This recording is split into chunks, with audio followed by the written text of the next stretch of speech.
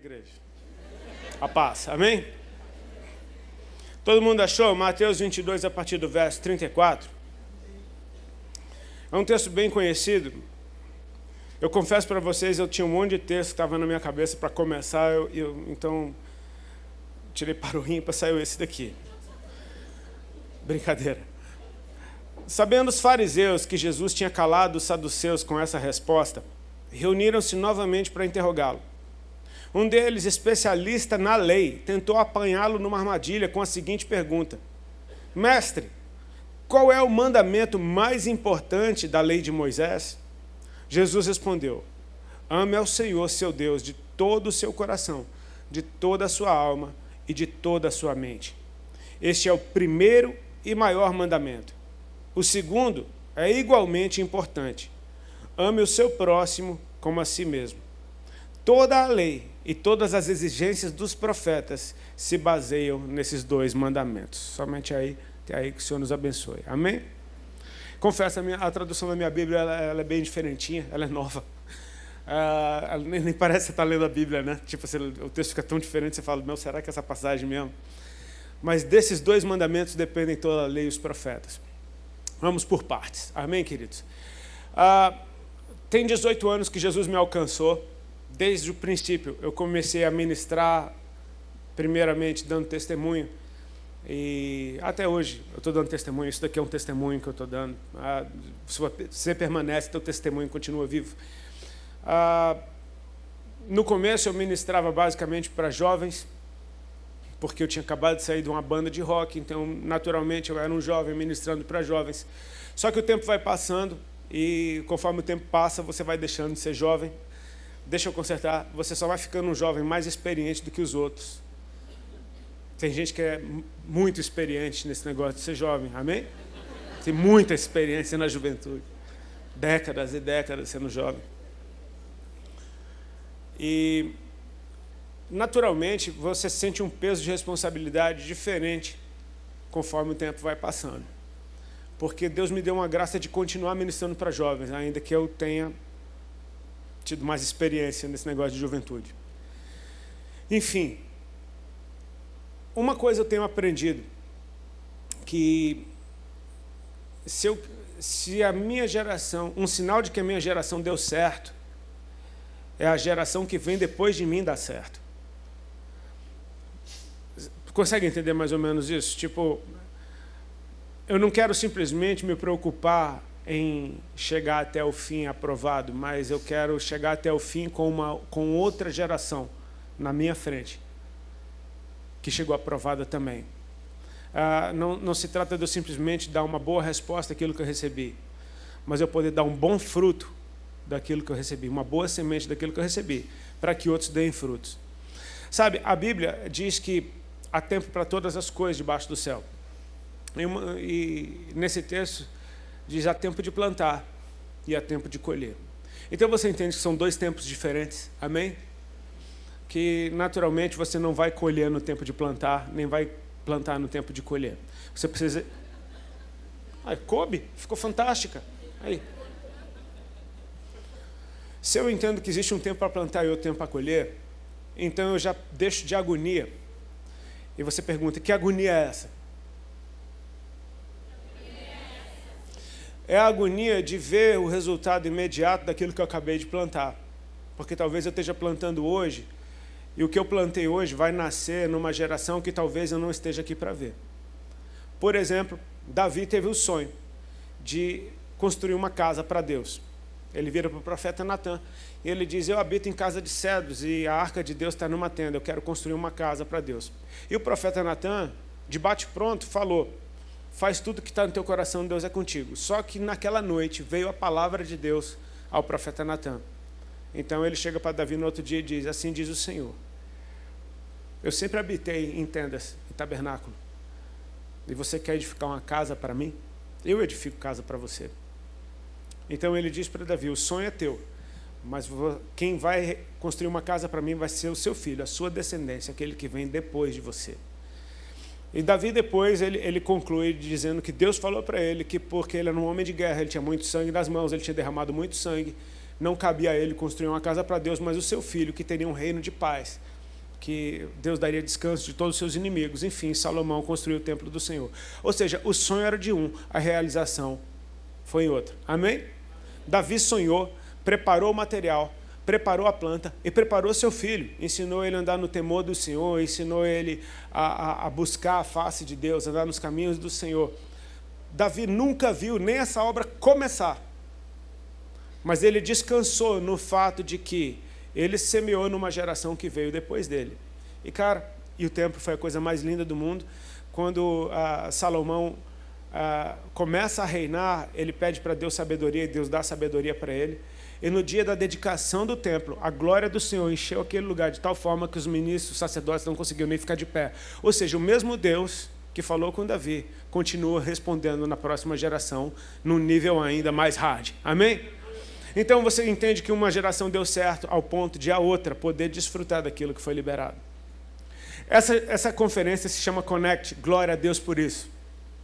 Porque essa mensagem tem a ver da gente aprender a se conectar às gerações. E para isso, bom, como a conferência é para os jovens, eu vou falar da sua parte. Amém, queridos? Se fosse uma conferência de velhos, eu ia falar da parte deles. Mas são duas faces da mesma moeda.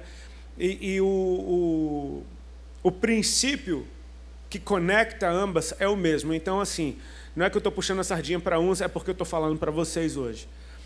Mas a gente precisa derrubar a soberba da nossa vida e agir com humildade para entender que não é porque um povo veio antes de mim e eles não sabem nem mexer no telefone que eles ficaram para trás. Amém? Quando você vê o seu pai, sua mãe, o que é isso aqui? Travou, parou. Aí você fala, calma, é só pôr a senha. Quê? Sabe, tipo assim, quando você vê alguém, não dá agonia? Tipo assim, e quando os mais velhos descobriram a internet? Minha mãe com o WhatsApp é uma figura. Ela, esses dias, mandou uns vídeos, meu Deus, um vídeo que ela achou que era uma foto, e aí ela deixou o telefone caído, filmando o teto. Tipo, é uma viagem. Às vezes a gente tem a tendência de achar que ficaram para trás, mas isso é soberba. Porque, tipo assim, tem uma coisa que os mais velhos sabem de telefone que você não sabe. Quer saber? Eles sabem viver sem um. Amém? Eles sabem viver sem um, cara. Sabem conversar com a boca.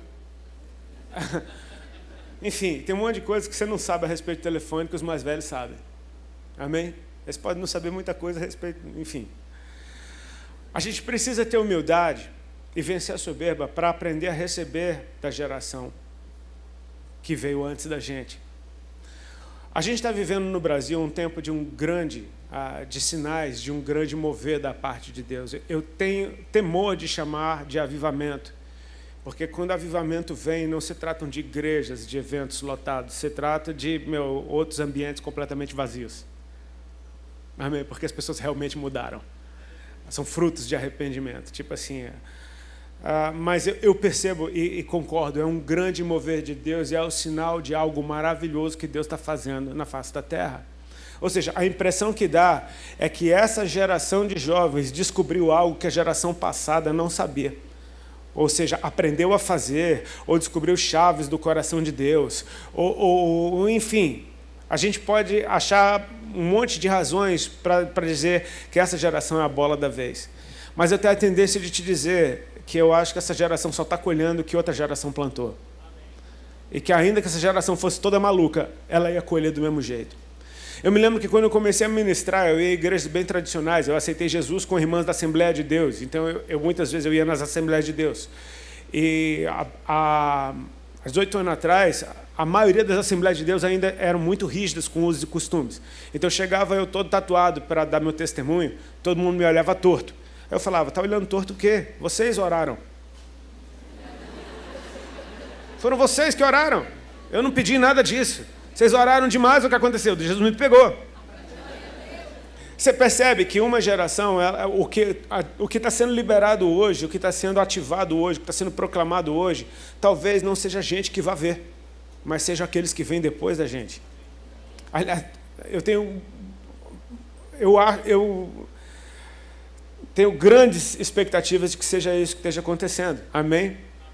Ou seja, a gente precisa reconhecer que vieram outros e plantaram antes da gente. Só que a gente está numa geração, e eu digo nesse tempo, quando eu falo geração, não entenda só os jovens, entenda quem está vivo nesse tempo, muito movido por emoções. Ou seja, acho que o maior ídolo do nosso tempo se chama sentimentos. Você não pode ferir os sentimentos de ninguém. Você não pode falar a verdade para alguém porque você vai ferir os sentimentos dessa pessoa. Então você se torna um agressor, um opressor, se você simplesmente falar a verdade. Graças a Deus eu casei com uma mulher que não tem filtro. Minha esposa não tem filtro. E ela fala na tora, doa quem doer. Sofre algumas retaliações, mas ela recebe muito mais agradecimento do que retaliação, porque ela falou a verdade num tempo em que quase ninguém mais fala. A gente fica cheio de dedo para falar a verdade. Se a gente falar a verdade e alguém se ofender, a gente fala, não, irmão, calma, não era isso. É porque no grego é essa palavra, né? Você já tenta dar uma ajeitada. Mas a gente está num tempo em que os sentimentos parece que viraram um ídolo. Se eu acordar me sentindo o Homem-Aranha, então eu vou botar uma roupa de Homem-Aranha e todo mundo vai ter que me tratar como Homem-Aranha. E é isso. E se não me respeitar na minha Homem-Aranhice, você vai preso por racismo. Na hora de soltar a teia que fica meio difícil, né? Não sai. Mas eu tenho o meu direito de me sentir Homem-Aranha. Enfim, você percebe que como eu me sinto hoje está muito mais precioso do que quem eu sou. E Jesus disse, conhecereis a verdade, cara. E a verdade vai libertar você. A verdade vai libertar você de todo engano que possa distorcer quem você nasceu para ser. Amém? Os sentimentos estão... Cara, e assim, eu já pedi até perdão para Deus sobre isso, porque muitas vezes eu achei que essa geração era muito Nutella, era muito mimimi. Meu Deus, tudo se ofende, cara. Tudo se ofende, tudo chora, tudo quer morrer. Pelo amor de Deus, falo, caramba, na minha época não era assim, a gente se acabava no colégio. E aí, Zoreba, qual é nariz? Meu irmão, não tinha problema. Sabe, tipo assim, eu tinha todos os apelidos do mundo, porque eu tenho a Zoreba aí, o nariz, então assim... E meu nariz é só decorativo, porque, ainda tem desvio de septo, nem funciona direito. É pura decoração esse negócio aqui. Eu fiz uma plástica, na verdade. Ele era fininho, mas eu queria parecer boxeador, então... Eu já cheguei a pensar, cara, essa geração era muito cheia de onda. Só que eu começo a perceber, cara, talvez eles sejam mais feridos do que outros. Sabe, tipo assim, eu posso encostar aqui de boa, nesse púlpito, aqui na quina do plástico, e não dói. Mas se tiver ralado meu braço, só de triscar vai doer. Então a impressão que me dá, às vezes, é que as pessoas estão tão feridas que qualquer coisa que encostar doeu horrivelmente. E aí eu já não posso julgar a dor do outro. Porque eu não estou sentindo. A pior dor do mundo, sabe qual é? É a sua, velho. Essa é a pior dor do mundo. É aquela que você sabe qual é. Então eu começo a perceber que existe algo que a gente precisa prestar atenção quanto ao relacionamento. Por quê? Porque quando a gente está falando de conectar uma geração com a outra, a gente também está falando de conectar uma forma de se relacionar com Deus de uma geração com a outra. Isso parece meio complicado, eu vou tentar explicar melhor. Os mais antigos se relacionavam com Deus de uma forma mais zelosa, mais tradição, sabe? Mas nos cultos quase não se ria, não podia se rir dentro do culto, porque parecia que isso era uma bagunça, quando na verdade o reino de Deus é paz, justiça e alegria no espírito. Cara, eu me sinto muito bem de estar num ambiente onde a gente pode rir, onde a gente pode ser feliz. Amém? Mas não estou dizendo que isso é um defeito, eu estou dizendo que é só uma característica. Os mais antigos parece que tinham mais zelo, mais temor, mais reverência. Os jovens parece que ficaram mais despojados. Eu não vou despojar, é uma palavra ruim, deixa eu voltar aqui. Mais livres, mais à vontade na presença de Deus, o que eu acho fantástico. Eu acho que se houver um equilíbrio de ambos, a gente chega num lugar maravilhoso. Amém? É o fato de entender que o Deus Todo-Poderoso, o Criador dos céus e da terra, aquele que se assenta no alto e sublime trono, aquele que quando Isaías olhou para ele achou que ia morrer porque os olhos viram o rei, ele também é o Pai o Abba Pai que Jesus nos ensinou que Ele é. Sabe, esse paizinho amoroso que nos abraça, que sabe quem a gente é, e você tem o favor dele, você pode entrar na sala do trono. Quando Jesus morreu, o véu se rasgou de alto a baixo e o Santíssimo Lugar ficou exposto. Ou seja, nós temos acesso ao Santíssimo Lugar, amém? Mas eu não quero esquecer que aquele lugar continua sendo santíssimo. Ou seja, não é porque eu tenho acesso que o lugar deixou de ser santíssimo. Então, a gente precisa ter um equilíbrio na forma de nos relacionar com Deus. Por quê? Porque os mais novos, a nossa geração, e essa que está em ação agora, parece que dá muito mais valor ao que importa é estar apaixonado por Deus. E aí a gente está falando de sentimento de novo. E não está nada errado nisso, mas a gente só precisa entender que os mais antigos serviam a Deus e se relacionavam com Ele com obediência, uma obediência mais radical.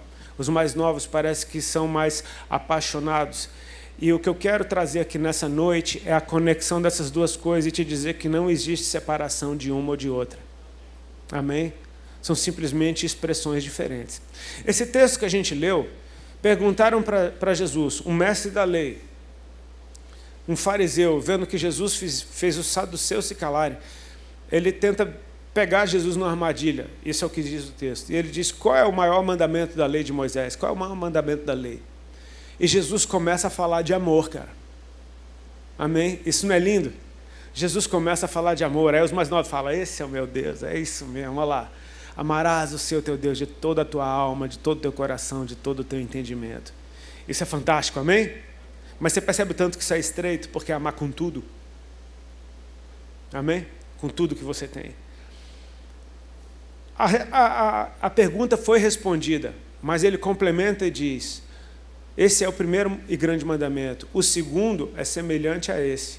Amarás o teu próximo como a ti mesmo. E aí Jesus complementa, porque desses dois mandamentos dependem toda a lei e os profetas. Eu achei esse texto interessante porque Jesus conseguiu misturar dois tipos de relacionamento que parecem típicos de uma geração e de outra num texto só. Lei e profetas. E amar a Deus com todas as suas forças. Jesus não separou uma coisa da outra, ele simplesmente disse que a lei e o profeta depende desses dois mandamentos a respeito de amar a Deus com todo o teu entendimento. Amém? Sabe, às vezes existe um perigo na geração mais nova, e por que eu estou falando isso tudo para vocês, cara? Me entendam, eu quero que vocês deem bom, amém? Eu quero que vocês deem certo. A minha torcida está todinha em vocês. Eu quero ver os mais jovens voando mais alto do que jamais voei. Eu quero ver vocês chegando mais longe do que eu jamais cheguei. Eu quero ver vocês ganhando mais almas do que eu jamais ganhei. A minha glória é vocês irem além daquilo que eu fui. Amém? Então, não entendo que eu estou sendo pesado, só estou querendo trazer algo que traga discernimento e responsabilidade para a forma como a gente se relaciona com Jesus. Nós sabemos que Cristo cumpriu toda a lei e os profetas. Amém? Então você fala, glória a Deus, acabou aquele negócio todo. Agora é só a respeito de amar a Deus. Mas Jesus disse que toda a lei e os profetas dependem desses dois mandamentos. Irmãos, assim, eu não consigo perceber... imaginar Jesus simplesmente cumprindo a lei e os profetas e falando, galera, está liberado de você viver de qualquer jeito agora, basta amar a Deus. Porque eu acho que amar a Deus envolve fé e obediência. Amém? Você vai perceber que Jesus, se eu não me engano, lá em João 14, ele diz, aquele que tem os meus mandamentos e os guarda. Está falando de mandamento, amém? Ordem. Esse é o que me ama. E se alguém me amar, eu também o amarei. Ser amado do meu Pai, eu também o amarei e me manifestarei a Ele. Ou seja, o papo aqui é sobre amor, mas como é que esse amor é reconhecido no céu? Através de alguém que tem fé e obediência. Sabe, lei se cumpre como? Com obediência. A profecia se cumpre como? Com fé. Então eu creio que fé e obediência são os ingredientes que vão fazer o meu coração se alicerçar no do Deus de tal forma em que eu vou poder, sim, expressar todo o meu amor por Ele. Amém? Uma coisa que Jesus fez que foi maravilhoso foi liberar o seu Espírito sobre nós. Amém? Isso tornou as coisas possíveis no sentido dessa obediência e dessa fé não serem simplesmente um esforço meu, mas serem algo da natureza que agora a presença do Espírito sobre mim vai causar. Ou seja, o Espírito, um dos frutos do Espírito é domínio próprio. Ou seja, se o Espírito está sobre mim, então eu consigo dominar sobre o pecado. Amém? Eu quero que você entenda que sem o Espírito, a obediência radical à lei e aos profetas, ela era praticamente impossível, ao ponto de Jesus ter que vir, cumprir tudo isso. Ele é Deus, cheio do Espírito, porque o Espírito pousou sobre ele desde o seu batismo. E ele depois envia o seu Espírito sobre nós. Queridos, tem algo que é muito fantástico. Quem aqui já tentou ser santo sem Deus? Tentou fazer a coisa certa sem Jesus? Cara, eu já tentei fazer a coisa certa sem Jesus e eu vou te falar, às vezes você até consegue por um tempo, mas depois dá ruim rapidinho. Agora, quando você está nele, a natureza dele é maior do que a sua e prevalece sobre a sua. A Bíblia diz que eu fui eleito nele antes da fundação do mundo e que eu fui chamado para ser santo e irrepreensível em sua presença. Se você pensar em ser santo e irrepreensível, você fala, cara, isso é bem difícil. Mas se você estiver na presença dele, é a coisa mais comum daquele ambiente. Amém? Ser santo e irrepreensível na presença de Deus é a natureza daquele lugar. Porque se eu estou nele e ele está em mim, o que está nele prevalece sobre qualquer coisa que esteja em mim. Então, ele vai me fazer permanecer. Eu quero te falar a respeito dessa geração profética. Por que eu chamo de profética? Toda vez que a gente pensa numa geração profética, a gente pensa numa geração que está profetizando, ou seja, numa geração de profetas, numa geração que proclama, numa geração que lança sementes, que estabelece, que traz decretos do céu. E tem um texto que eu salvei aqui no meu bloco de notas, me perdoe aqui, só vou abrir rapidinho, que está em Mateus 10, 40 até o 42, diz assim, quem vos recebe a mim me recebe, e quem me recebe, recebe aquele que me enviou. Quem recebe um profeta no caráter de profeta, receberá o galardão de profeta. E eu acho isso fantástico, porque a recompensa de um profeta é a mesma daquele que recebe um profeta. O que eu quero trazer aqui é que uma geração profética não necessariamente é aquela que está profetizando, mas pode ser aquela em quem a profecia se cumpre. Deu para entender isso? Ou seja, você pode ser extremamente profético se a profecia liberada por profetas antes de você se cumpre em você. Mas para isso você precisa ter a humildade de receber aquilo que profetas liberaram sobre a sua vida. Amém? Tem um texto que eu acho muito legal. Ele é muito famoso, que está em Juízes 6, do 11 ao 14, que é o chamado de Gideão. Quantos conhecem a história de Gideão? O texto diz assim, então veio o anjo do Senhor e assentou-se debaixo do carvalho que está em Ofra, que pertencia a Joás, a Biesrita. E Gideão, seu filho, estava malhando trigo no lagar para o pôr a salvo dos midianitas. Então o anjo do Senhor lhe apareceu e disse, o Senhor é contigo, homem valente. Respondeu-lhe Gideão, meu Senhor, se o Senhor é conosco, por que nos sobreveio tudo isso? Olha o que ele diz aqui. E que é feito de todas as suas maravilhas que nossos pais nos contaram, dizendo, não nos fez o Senhor subir do Egito? Irmãos, eu quero só ressaltar essa última parte que eu falei, do que Gideão responde para o anjo. Senhor meu, se o Senhor é conosco, por que nos sobreveio tudo isso? E que é feito de todas as suas maravilhas que nossos pais nos contaram, dizendo, não nos fez o Senhor subir do Egito? Eu quero te dar uma pausa aqui rapidinho, só para falar um pouco a respeito do período dos juízes. Era uma época em que o povo de Israel era suposto que eles agora simplesmente trouxessem uma cultura através da lei que Deus tinha dado para eles. Ou seja, não era mais a respeito de Moisés ficar dizendo para eles o que fazer. Era a respeito deles continuarem obedecendo os mandamentos do Senhor e estabelecerem uma cultura de Deus na terra que Deus agora tinha dado para eles. Só que diz a Bíblia que depois que Josué morreu, se levantou uma geração que não conhecia o Senhor e que não sabia do que Deus tinha feito. Repete comigo, uma geração que não conhecia o Senhor. Ou seja, como é que você vai estabelecer uma cultura de um povo que viveu na presença de Deus 40 anos no deserto, num lugar, sendo que agora você não se lembra de Deus, não sabe o que Ele fez por você? Aí diz o período de Juízes, leia o livro de Juízes, porque ele é assustador e ele é um alerta para mim e para você. Tipo, diz que naquele tempo, cada um fazia o que era reto aos seus próprios olhos. Ou seja, não tinha mais lei, tudo que Deus mandou eles não fazer, eles começaram a fazer, se prostituíram com as outras nações, adoraram outros deuses. Então, quando eles estavam no maior aperto do mundo, Deus enviava um juiz, enviava do seu espírito sobre aquele juiz, dava livramento dos seus inimigos e dava paz na terra. Aí pronto, aí termina, aí vem o outro capítulo. E fez o povo que era mau aos olhos do Senhor. Voltava de novo, parece que é um ciclo, ok? De repente tem esse anjo, que é a parte mais conhecida do texto, que é quando o anjo aparece para Gideão, dizendo: homem forte e valoroso, valente, corajoso, caba macho, que está aí dentro de um buraco escondido. Sabe, tipo assim, parece piada, né? Tipo assim, eita, homem forte, o cara está dentro do buraco, meu irmão, escondendo o trigo, com medo dos outros. Olha o que ele responde. Ah, meu Deus, telefone é fogo, né, cara, que apaga. Esses velhos que não sabem mexer em telefone. Olha o que ele diz: o que é feito de todas as maravilhas que nossos pais nos contaram, dizendo: não nos fez o Senhor subir do Egito?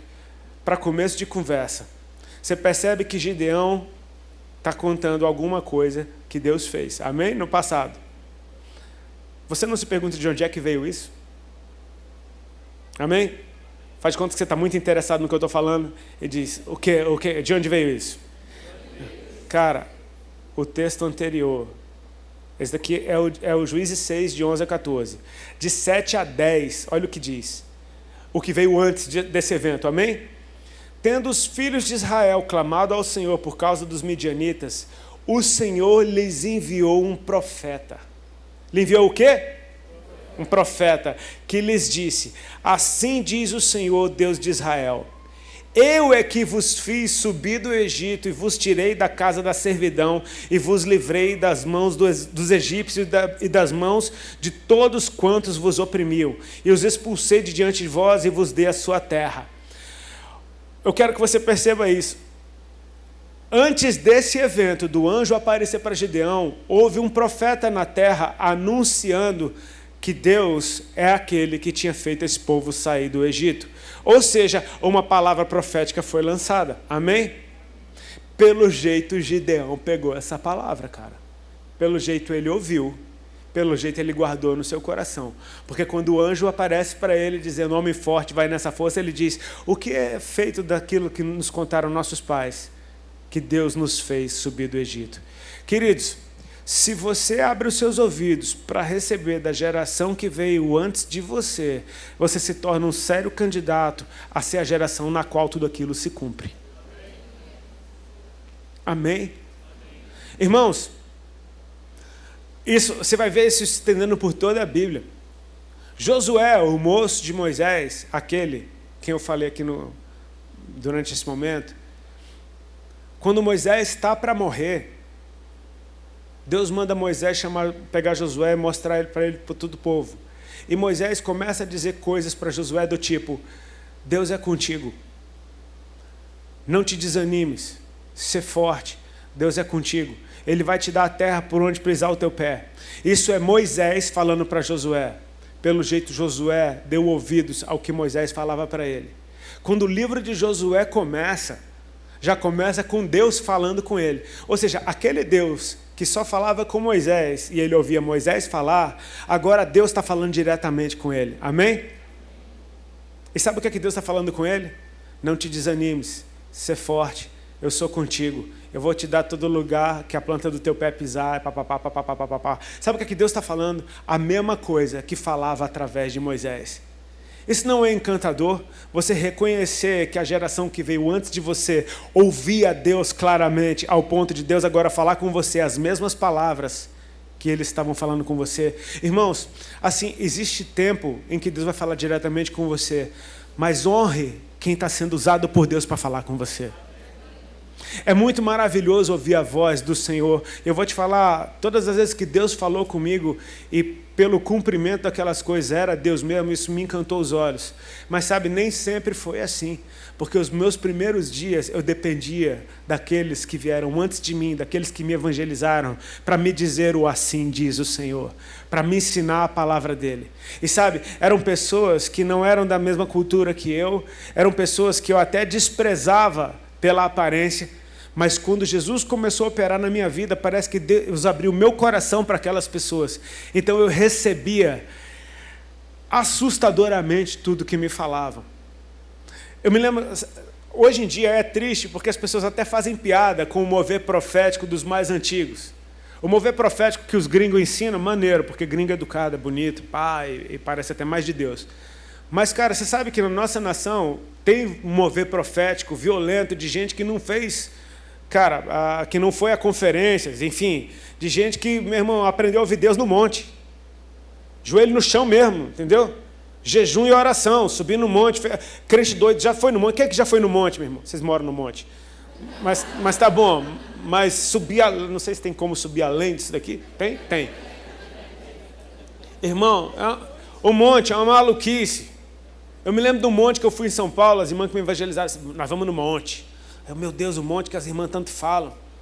Vamos no monte. Aí no pé do monte a irmã, para por quê? Vamos ler a Bíblia, vamos orar e consagrar, porque não pode subir no monte de qualquer jeito, porque senão pega a prova. A gente ri. Falava, pô, pega a prova. Aí vai, consagra, sobe no monte, beleza. No pé do monte já estava uma gritaria, porque era em São Paulo. São Paulo até no monte tem trânsito. Era muita gente naquele monte, cara, uma gritaria, sério. Eu levei minha toalhinha, eu estou lá a primeira vez no monte. Eu estou doido para encontrar um lugar para estender minha toalhinha, para eu orar ali. Cara, não tinha um lugar que eu estender minha toalha que já não tivesse uma pessoa. E o monte, mata fechada, breu. Desculpa, irmão, meu irmão, um monte lotado, coalhado. Daqui a pouco a irmã, estou orando do meu lado. Aí ela falou, ora aí, irmã. Eu falei, orei, beleza, deu 5 minutos, pronto, terminei. Ela, acho que terminou o quê? A gente só sai daqui de manhã. Eu falei, meu Deus, para que isso? Aí tinha um cara gritando lá longe. Ela falou, eu conheço esse grito, peraí. Aí ela foi, daqui a pouco ela voltou. É o irmão fulano de tal, conheci numa tarde da bênção, não sei aonde. Tipo, eu falei, meu irmão, as maluquices, as irmãs rolavam no chão. E daqui a pouco veio outra, olha aqui, o mato acendeu. O mato acendeu, olha aqui, meu mato acendeu. Aí eu botei a mão e realmente tinha um matinho fluorescente. Ela falou, o mato acendeu. Quem já viu o mato acender no monte, meu irmão? Meu irmão, o mato acendeu no monte. E não é esse mato que você está pensando, não. É de Deus, amém? Não pode dar mole. A gente acha essas coisas engraçadas. E, cara, isso é mover do Senhor. É do Senhor, velho. Eu me lembro de eu estar nesse culto das tardes da bênção. Eu e a Alice sentados. A gente era noivo ainda. Primeiros passos na fé. E daqui a pouco tem uma missionária pregando daquelas que está no fogo, pulando num pé só, não falava uma frase sem 10 palavras de língua estranha. E rodando pela igreja inteira. E assim, hoje em dia a galera ri. Ela parou na minha frente, falou na frente, olhou para nós dois e falou, você é o que dele? Aí ele falou, a gente é noivo. Ela, eita! E ela deu aquela rajada de língua estranha. Falou, Deus tem um mistério com vocês na terra. E ela disse, eu vejo vocês subindo, descendo de avião, subindo, descendo, de mala na mão, subindo, descendo. E vocês vão falar, Senhor, eu não estou aguentando mais, eu estou morando no aeroporto, eu não aguento mais essa vida. E Deus renova tuas forças. Simplesmente continua e a gente pensa, é uma maluquice. Irmão, isso foi há 18 anos atrás. Sabe como é que é a minha vida hoje?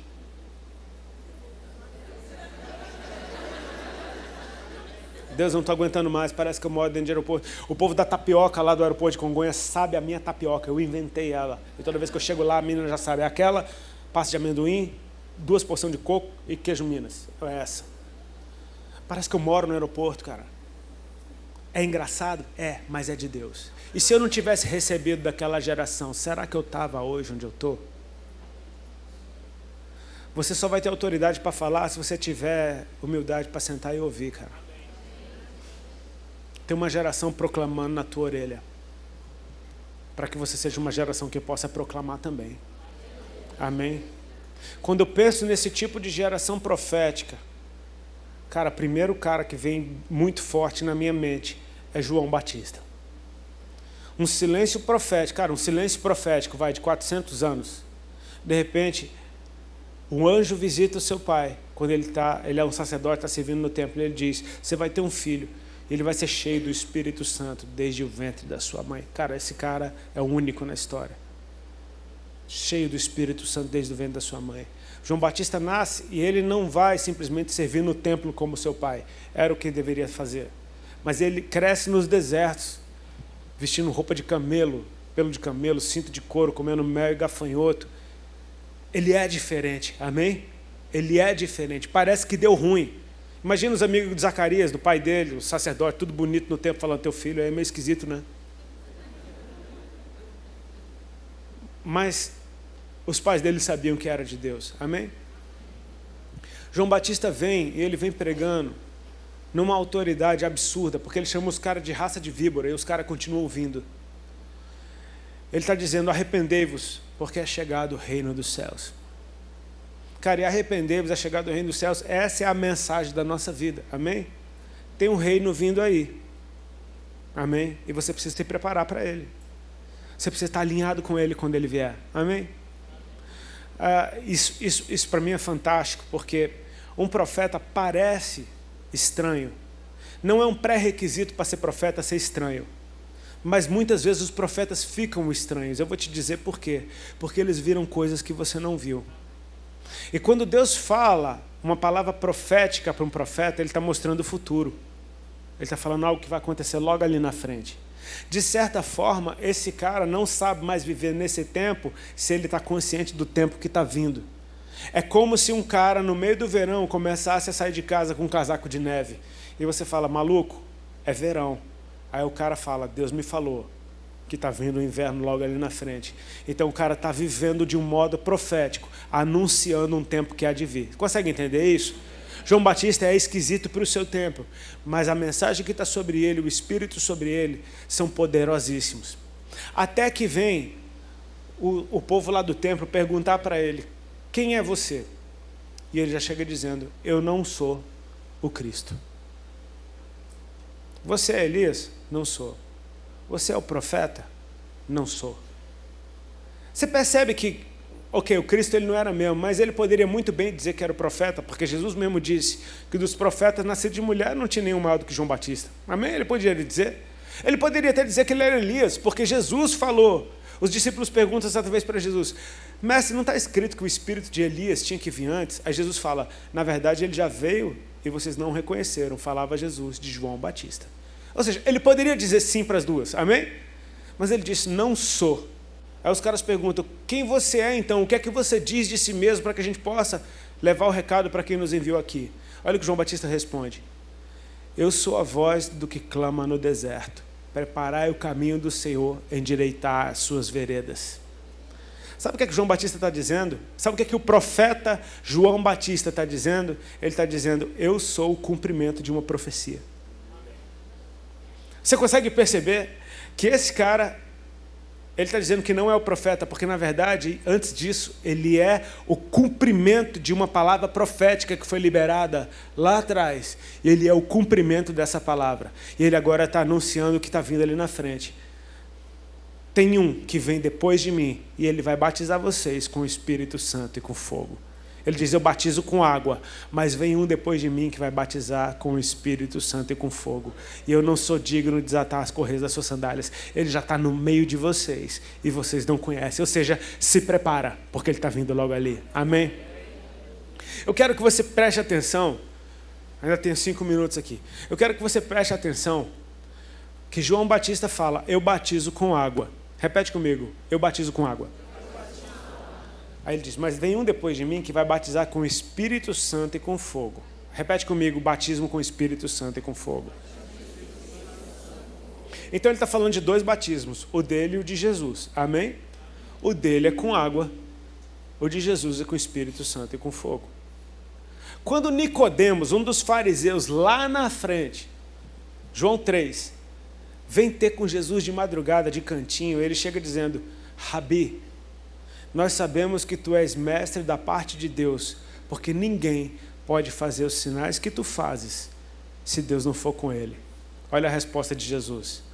Em verdade te digo, que aquele que não nascer da água e do Espírito não pode ver o reino dos céus. Jesus fala de novo do batismo de água e do batismo de Espírito. Amém? Meus irmãos, por que eu estou sendo tão enfático e chato com isso daqui tudo? Porque o meu alvo é você entrar na plenitude daquilo que Deus te chamou. Sabe o que acontece?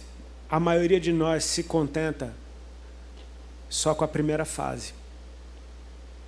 O batismo com água, tente interpretar dessa forma, é como o povo passando no Mar Vermelho, é como o povo de Israel atravessando o Mar Vermelho. Cara, e esse batismo com água, muito mais do que te transformar naquilo que você deve ser, ele mata o que você era. Amém? Porque o nascer de novo fala de alguma coisa vai ter que morrer para nascer de novo. Amém?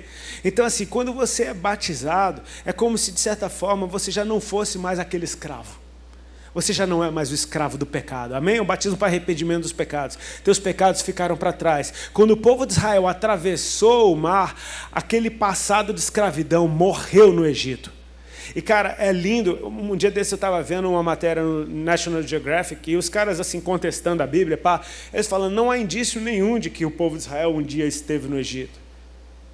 Pois é, mas na Bíblia está escrito que Moisés falou que nenhuma unha ia ficar no Egito mesmo. Não ficou nada, não ficou nenhum vestígio deles ali. Saiu com tudo, sabe por quê? Morreu, aquela história morreu, acabou. Aquela vida de escravo morreu. E quando a gente nasce de novo, o nosso passado de pecador morreu. Você precisa saber que agora você é um filho de Deus. Amém? Que agora você... Mas assim, até Jesus, depois do seu batismo, foi para o deserto. Ou seja, o deserto não é um lugar maneiro. É o lugar de onde ele te tira do Egito. É muito melhor do que o Egito. Mas não é o seu destino, porque o seu destino é uma terra prometida. Então, para o povo entrar na terra prometida, teve um outro batismo que foi o do Jordão. A arca do Senhor parou no meio do Jordão, o rio recuou e eles atravessaram a pé. Agora, na terra que Deus deu para eles, o maná cessou. Amém? Agora não tinha mais rocha dando água, agora eles iam ter que plantar para colher, e agora eles teriam que ser responsáveis por manter o culto ao Senhor e uma cultura de Deus. Toda aquela lei dada no deserto agora tem que ser aplicada numa cultura, tem que nascer do teu coração. Isso para mim se parece demais com o batismo do Espírito Santo. Quando ele te capacita agora para viver a plenitude do que ele tem para você. Amém? É muito fácil você ter uma vida inteira no deserto e achar que isso é o que Deus tem, porque simplesmente você chora e alguém te dá alguma coisa, você chora e alguém te dá alguma coisa. E tem um tempo que agora, cara, se parece demais com o primeiro milagre de Jesus, é a mãe de Jesus falando, acabou o vinho, ele falando, e eu com isso? Se coça. Tipo assim, você quer que eu faça alguma coisa? Você vai ter que aprender a se mover diferente. Você está entendendo mais ou menos onde eu quero chegar? O Senhor está nos chamando para entrar na plenitude. Eu preciso abrir o meu coração para tudo aquilo que aqueles que vieram antes de mim estejam derramando sobre mim, para que eu possa, então, ser o cumprimento de todas essas palavras e eu possa liberar algo sobre a próxima geração que está vindo. Amém? Se coloca de pé, por favor, a gente vai orar.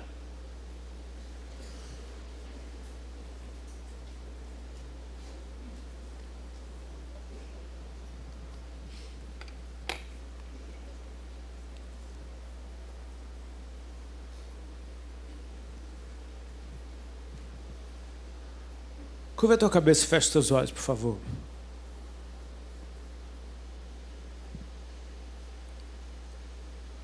Eu oro para que o Espírito do Senhor esteja aqui sobre nós.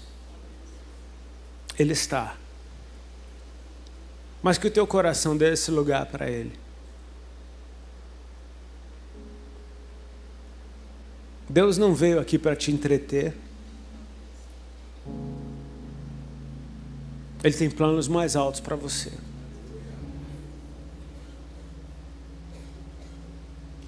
Jesus disse na sinagoga, o Espírito do Senhor está sobre mim. E isso me chama a atenção porque Ele pode estar sobre mim, mas Ele é do Senhor.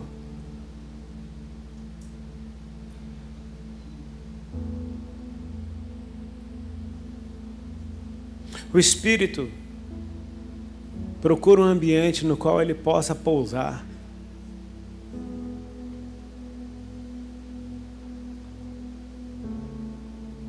E desde o princípio, desde o primeiro verso da Bíblia, parece que ele procura lugares que não são nada, para que ele possa ser tudo. No princípio criou Deus os céus e a terra era sem forma e vazia, e o Espírito de Deus já pairava sobre a face do abismo. Tem um ambiente que não é nada, tem um ambiente que não tem nada, que não faz nada, que não produz nada. O Espírito pode pousar sobre um ambiente como esse. Deus resiste ao soberbo, mas dá graça ao humilde. E o humilde é alguém que se humilha, é alguém que reconhece que precisa. Jesus, quando veio ser batizado, João Batista disse: eu é que preciso ser batizado por ti. Imagina João Batista sendo chamado para batizar Deus. Concorda comigo que batizar Deus é demais para a minha cabeça? Mas Jesus falou: nos convém cumprir a justiça. Então João Batista tem que se humilhar para batizar Deus. E Jesus se humilha para ser batizado por um homem. E quando Jesus sai da água, o Espírito de Deus pousa sobre ele na forma de uma pomba. Quando o Espírito vem sobre alguém, ele vem sobre alguém humilde. E ele permanece num ambiente que continua humilde.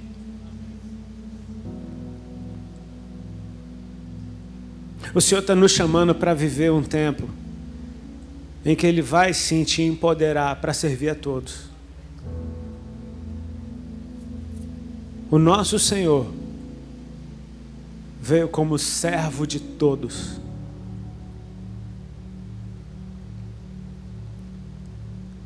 Espírito Santo de Deus, eu oro para que o Senhor contemple o povo que o Senhor ajuntou aqui nessa noite.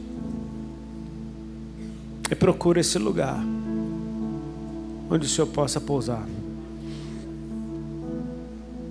Uma geração que tem ouvidos abertos para aquilo que lhes é ensinado e reconhece que, ainda que vindo de vasos de barro,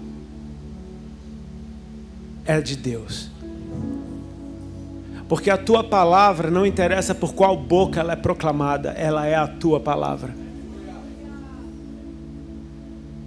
A verdade continua sendo verdade, ainda que o mentiroso a conte. A tua palavra é poderosa, não interessa de qual boca ela vem. Eu oro para que o nosso coração esteja aberto para a tua palavra.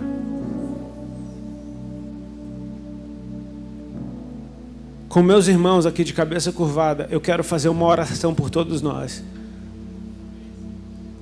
Concorda comigo aí no teu espírito, se você julgar que é necessário. Mas eu peço a Deus perdão por todo o descrédito e por toda a soberba do nosso coração, que rejeitou ensinos que nos foram liberados, que rejeitou palavras proféticas de gente que estava sendo tremendamente usada por Ti, e nós não lhes demos crédito. Eu te peço perdão, Senhor, por todas as vezes em que nós rejeitamos a Tua palavra, porque julgamos o veículo pelo qual ela veio.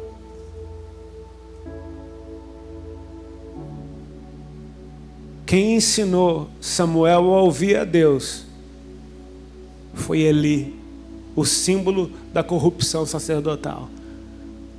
Esse foi quem ensinou Samuel a servir e a ouvir a Deus. Então não interessa quem está falando, interessa se Deus está falando contigo através de alguém. Eu oro para que o nosso coração receba a Tua palavra como terra boa. E que essas sementes caiam sobre nós, ao ponto de dar muito fruto. E o nosso fruto liberar sementes sobre a geração que vem depois de nós. Eu quero chamar a existência terra boa aqui nessa noite. Eu quero chamar a existência corações férteis. Corações que estão dispostos a receber a Tua semente. Pessoas que vão andar junto. O espírito de Elias vem para converter coração de pais aos filhos e de filhos aos pais. Gerações capazes de andar juntas. Sim, Senhor. Não há como ter continuidade daqui para frente se não tiver daqui para trás. Portanto, nós queremos, se porventura algum elo foi quebrado com aqueles que nos geraram em oração, nós pedimos perdão e pedimos para o Senhor religar isso, para que haja um fluxo sadio, até que nós possamos gerar também.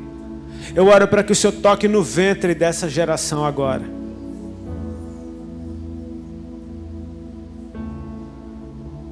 Assim como uma mulher que dá luz a um filho, ela precisa receber a semente. Então uma geração que tem um ventre fértil pode receber uma semente para gerar filhos. Eu oro para que esses ventres sejam frutíferos. Eu oro, Senhor, para que não seja simples paixões que nos levam para um lado e para o outro, mas que seja um amor para um casamento, um amor para uma aliança eterna. A paixão, ela é perigosa, porque o apaixonado pode se apaixonar por qualquer outra coisa, mas aquele que ama de verdade, do jeito que o céu reconhece, guardando os mandamentos do Senhor. Jesus cumpriu a lei e os profetas, mas deixou para nós a fé e a obediência pelo Espírito. Ele liberou o poder para que a gente possa continuar fluindo naquilo que Ele conquistou. Eu te peço, Senhor Jesus, que o Senhor abençoe essa congregação e todas essas pessoas que vieram aqui, para que eles possam, enfim, ser tudo aquilo que o Senhor sonhou. Ensina-nos, Senhor, a receber, para que nós possamos ter autoridade no doar. Eu quero chamar à existência a próxima geração, aquela que ainda não está sentada nessas cadeiras, aquela que ainda não está nessa sala. Eu quero declarar que eles serão mais ousados do que nós. Eles serão mais zelosos pela Tua palavra do que nós. As revelações que o Senhor vai liberar sobre eles serão mais profundas do que as que foram liberadas sobre nós. Eu quero chamar à existência um povo que se manteve santo e puro. Uma geração profetiza a outra geração. Um dia anuncia outro dia. Eu não sei quantos dias virão após esse dia, mas eu quero cumprir o meu papel, engrandecer o Teu nome e declarar que Tu és santo. Tu és santo, te adorar no meio do Teu povo e declarar a Tua santidade. Honrar aqueles que semearam profecias sobre a minha vida, para que eu tenha autoridade para liberar profecias sobre outros. Com teus olhos fechados, com a tua cabeça curvada, eu gostaria de orar com aqueles, se porventura há alguém aqui que um dia se sentiu ferido, ultrajado, rejeitado pela igreja ou por aqueles que deveriam cuidar da sua vida. Não simplesmente isso, mas você se distanciou do Senhor e do seu propósito por causa desses eventos. Deixa eu te dizer uma coisa: o pai corrige o filho que ama. E a correção, quando ela vem, ela não é prazerosa, mas depois ela produz muito fruto. Eu não estou aqui para defender quem te machucou, mas eu estou aqui para trabalhar no teu coração, porque o perdão que você libera, ele transforma a sua vida, ele livra o teu coração. Se há alguém aqui que estava empacado no caminho ou longe de Deus por causa de eventos que te traumatizaram, eu queria te chamar aqui na frente que eu quero orar por você. Porque se a gente está falando numa conferência a respeito de conectar, essa conexão ela não morre aqui, ela continua. Glória a Deus.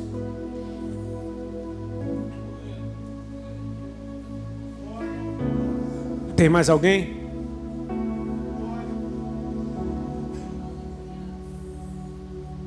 Fique tranquilo, eu não me impressiono com quantidade, eu não vou ficar apelando para você vir, para encher esse lugar. Para te ser sincero, eu nem sabia como é que eu faria esse apelo nessa noite até que a direção veio. Quase que automaticamente agora.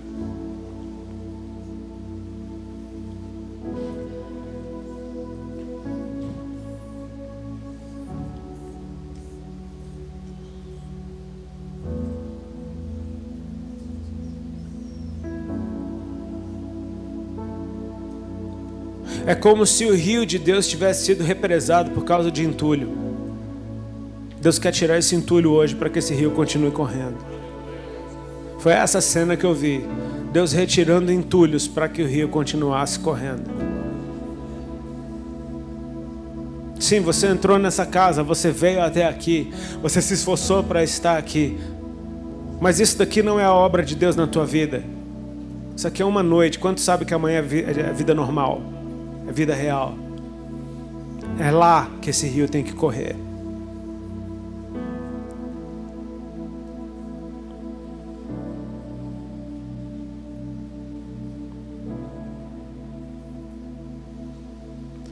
Eu quero pedir para a igreja me ajudar em oração. Se você sentir, estender a mão sobre eles aqui agora. Você que está aqui diante do altar, eu queria que você trouxesse agora a tua memória esse evento que te paralisou, ou eventos que te paralisaram. Traz a memória isso agora. Se foram palavras duras. Eu aprendi uma coisa com o meu pastor. Se eu sempre disser que a culpa é do outro, a solução tem que vir do outro. Mas se eu assumir a minha parcela, então a solução pode sair de mim. Eu chamo a existência agora, de uma forma sobrenatural, o desejo de se livrar desse entulho. O desejo de ser livre de verdade. O desejo de liberar o seu coração e de receber tudo aquilo que foi bom e acabou sendo rejeitado, porque através da mesma voz, da mesma boca, vieram ofensas. Eu te peço, Paizinho, que o Senhor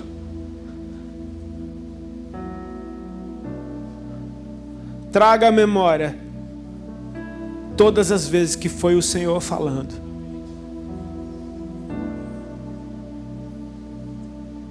E nós queremos te agradecer por aqueles que vieram antes de nós e liberar a vida deles. Eu oro para que no teu coração agora você se veja liberando essa vida, veja um sorriso no rosto. Tente pensar nessa pessoa e desejar o melhor para ela. Libere bênção, libere vida, profetize vida. Os mais velhos, o papel deles é abençoar os mais novos, e os mais novos é honrar os mais velhos. Então agradeça a Deus agora. Enquanto você está orando, deixa eu te contar uma história. Quando Salomão começou a reinar, ele teve um sonho à noite, e Deus disse para ele: pede-me o que você quiser. Salomão não saiu pedindo. Salomão primeiro trouxe Davi, seu pai, na presença de Deus. Ele disse: tu foste com meu pai, teu servo Davi, que andou de forma irrepreensível contigo. E ele teve um filho que hoje está aqui diante do Senhor. E eu não passo de uma criança. Eu quero que você perceba que antes de Salomão se relacionar com Deus, ele traz a memória do Senhor que ele foi gerado por Davi, um homem que era segundo o coração de Deus. Ele trouxe à existência aquele que veio antes dele e o honrou na presença de Deus. Com certeza Davi, como um pai, deve ter dado alguma surra em Salomão algum dia. Deve ter falado alguma coisa de uma maneira ríspida. Mas não foi isso que Salomão falou para Deus. Diz que ele andou contigo de forma irrepreensível. Eu oro para que você tenha a oportunidade, talvez você não consiga agora, mas é um exercício. Honrar aqueles que vieram antes de você. Para que você do céu receba a bênção. Aquilo que é seu direito. Se você honra, você tem o direito de receber essa bênção. Para que você possa continuar e para que você possa fluir e ser tudo aquilo que Deus fez você para ser.